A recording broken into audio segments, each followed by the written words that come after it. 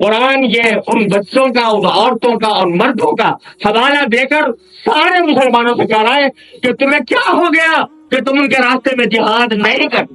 سبحان اللہ. اور دوسری آیت سے سورہ توبہ کی، اس میں نبی اللہ تبارک و تعالیٰ نے ارشاد فرمایا کہ ان کان آباؤکم وابناؤکم وازواجکم وعشیرتکم واموال اقترفتموها وتجارة تخشون كسادها ومساكن ترضونها أحب إليكم من الله ورسوله فتربصوا حتى يأتي الله بأمره. جهاد في سبيل الله وجهاد في سبيل الله فتربصوا حتى يأتي الله بأمره. جهاد في سبيل الله وجهاد في سبيل الله فتربصوا حتى يأتي الله بأمره. جهاد في سبيل الله وجهاد في سبيل الله. کیا ہے نبی کریم صلی اللہ علیہ وسلم سے خطاب فرمایا جاتا ہے، یہ کہہ دو سب سے. اعوذ باللہ من الشیطان الرجیم، بسم اللہ الرحمن الرحیم، یا ایہا الذین آمنوا اذکروا نعمت اللہ علیکم اذ جاءتکم جنود فأرسلنا عليهم ريحا وجنودا لم تروها وكان الله بما تعملون بصيرا.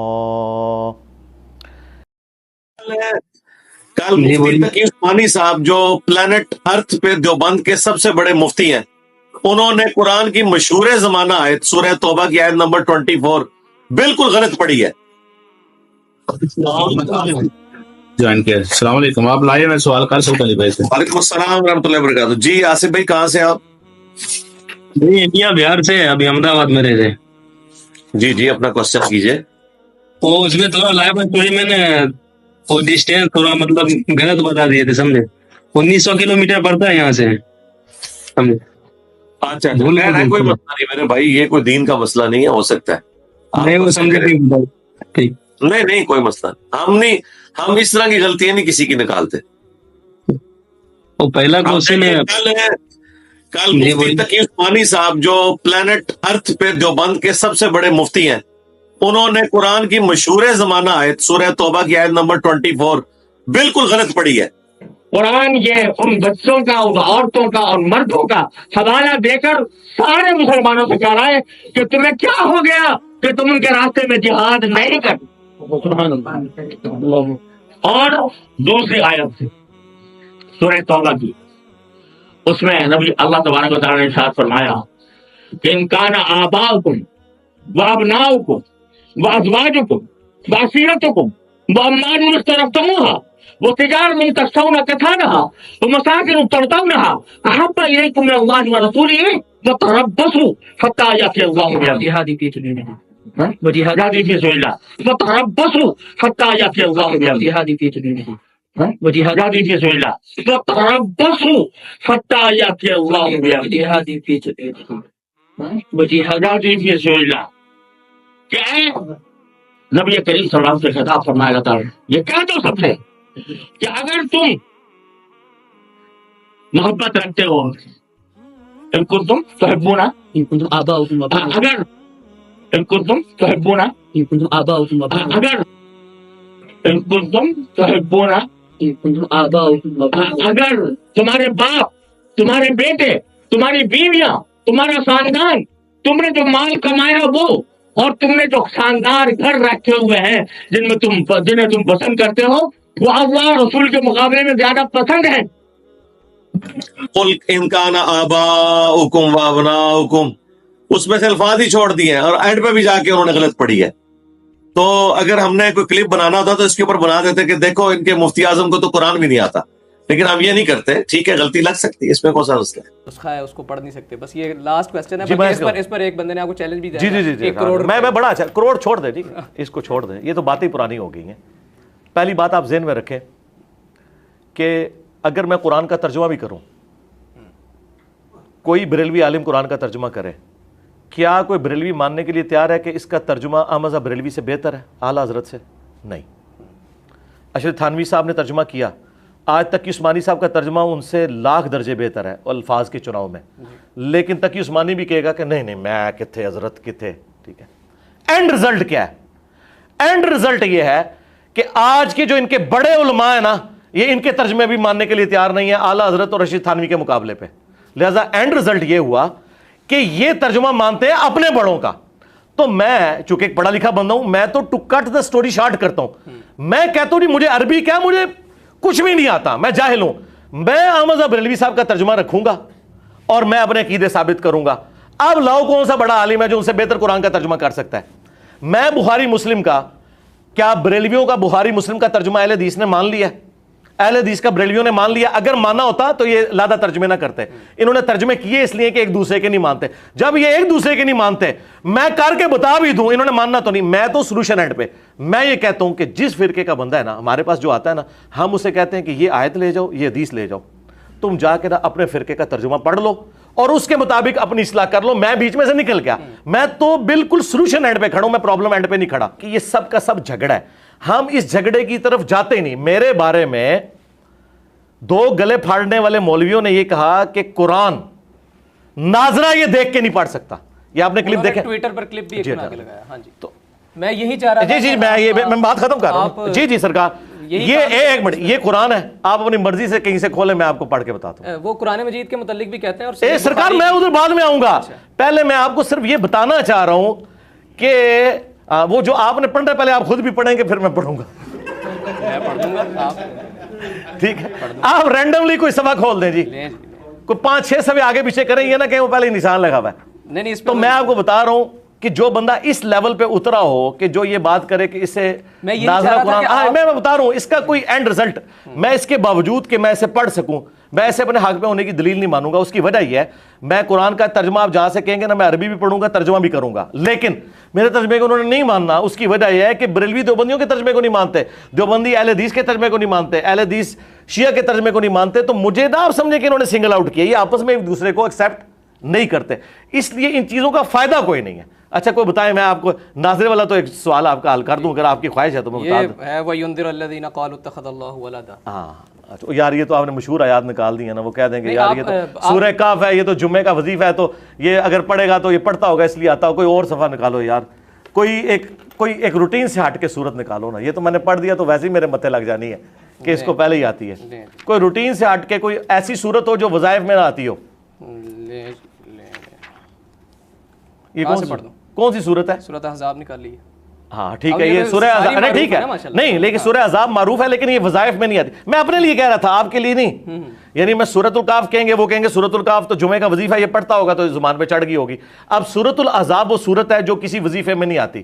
اس کے بارے میں کوئی حدیث بھی نہیں ہے اس حوالے سے کہ آپ جمعے والے دن پڑھ لیں یا روزانہ رات کو سونے سے پہلے پڑھ لیں، یہ اس طرح نہیں ہے. آپ رینڈملی اس کا کوئی صفحہ کھولیں، میں وہاں سے پڑھنا شروع کر دیتا ہوں. یہاں سے رکوع سے شروع کر دیجیے. کون سے رکوع سے؟ یا ایھا الذین آمنوا اذکروا نعمت اللہ. میں ساتھ ترجمہ بھی کرتا جاؤں گا، لیکن فائدہ کوئی نہیں نا، پھر وہ ماننا تو انہوں نے ہے ہی نہیں. کروڑ روپے جیتے سر، نہیں مجھے بڑی خوشی ہوگی.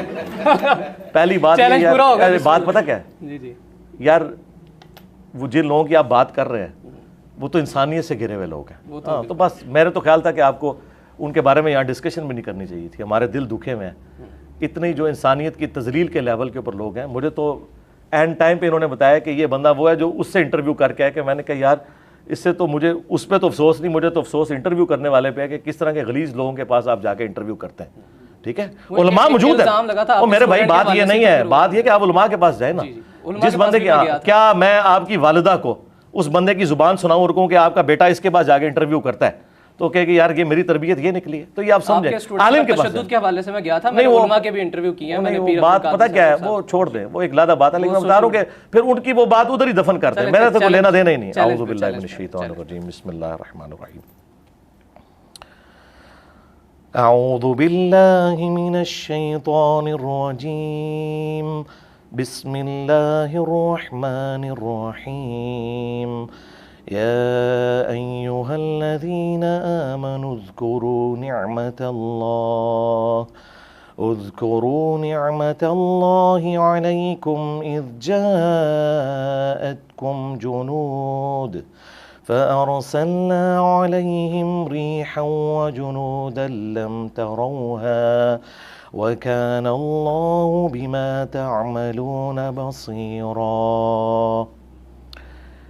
اے ایمان والو، یاد کرو اللہ تعالیٰ کی اس نعمت کو جو کہ اس نے تم پر کی جب کہ تم پر آدم کے گروہ غزوہ احزاب کا ذکر ہو رہا ہے۔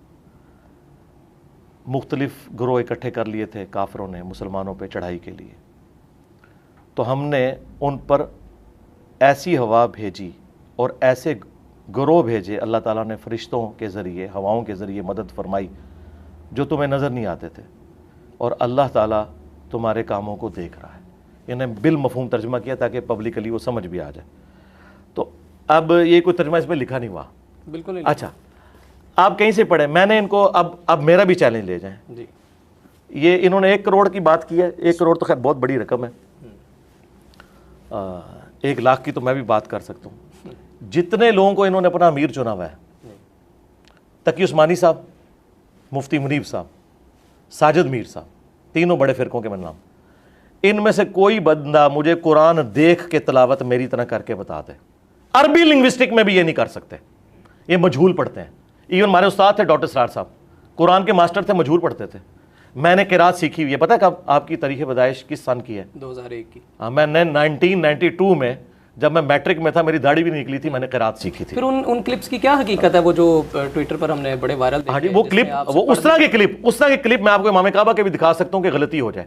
غلطی ہونا اور چیز ہے، قرآن پڑھتے ہوئے زبر زیر پڑھی جائے، زیر زبر پڑھی جائے، یہ غلطی ہو جائے، اٹک بھی جاتا ہے بندہ۔ کیوں نہیں اٹکتا یار؟ نبی علیہ السلام تو ابو داؤد میں آیا کہ آیت ہی بھول گئے تھے، صحابی نے بعد میں کہا یار پھر بات وہی ہے نا، غلطی تو کسی سے بھی ہو سکتی ہے، اٹکنا۔ اب ڈاکٹر اسرار صاحب نے بیان القرآن 30 سال تک ریکارڈ کرایا، آخری دفعہ پڑھا اس میں بھی انہوں نے غلطی کی ہے۔ یہ غلطی ہو سکتی ہے۔ غلطی پتہ کس کو کہتے ہیں؟ کہ میں نے زبر کو زیر پڑھا، آپ نے میری اصلاح کی، پھر میں نے غلط پڑھ دیا، پھر اصلاح کی، پھر اس کو کہتے ہیں کہ اس کو پڑھنا نہیں آتا۔ یہ زبر زیر کی غلطیاں۔ میں تو چیلنج کر رہا ہوں، جن کو انہوں نے بڑا مانا ہے نا، وہ عربی پڑھتے ہی غلط ہے۔ انہوں نے عربی پڑھی ہوئی ہے مجہول۔ اب غامدی صاحب ہے، عربی ان کو بہت اچھی آتی ہے، شاعری ہے، لیکن عربی مجہول پڑھتے ہیں، وہ قرآن والی عربی پڑھ نہیں سکتے۔ وہ پڑھیں گے، میں آپ کو بتا دوں ان آیات کو کس طرح پڑھیں گے، وہ اے بے تے کر کے پڑھیں گے، وہ معروف پڑھ نہیں سکیں گے، عین ان سے نکل ہی نہیں سکے گی، ہاں وہ نکال ہی نہیں سکتے۔ عربی قاریوں کے نزدیک وہ 0 سے ملٹیپلائی ہے، اور اسے لحن جلی کہا جاتا ہے۔ یہ جو اٹک اٹک کے ہوتا ہے نا، یہ آپ کسی بھی بندے کو لے آئیں، اگر وہ پڑھتے ہوئے کہیں ایک جگہ اس سے غلطی ہو جائے۔ ڈاکٹر اسرار صاحب نے بیان القرآن نہ دیکھ کے ریکارڈ کرایا ہے پورا، عربی وہ دیکھ کے پڑھتے ہیں، اس میں بھی انہوں نے زبر زیر کی کئی جگہ غلطی کی ہے، لیکن ڈاکٹر اسرار صاحب نے ان کی منجی نہیں ٹھوکی تھی۔ اور اگر میں چاہتا تو میں شیطنت کر کے ان کے کلپ کاٹ کے چڑھا سکتا تھا کہ جی ان کو عربی نہیں پڑھنی آتی۔ یہ کوئی طریقہ نہیں ہوتا کہ آپ کسی کے اوپر یہ الزام لگائیں۔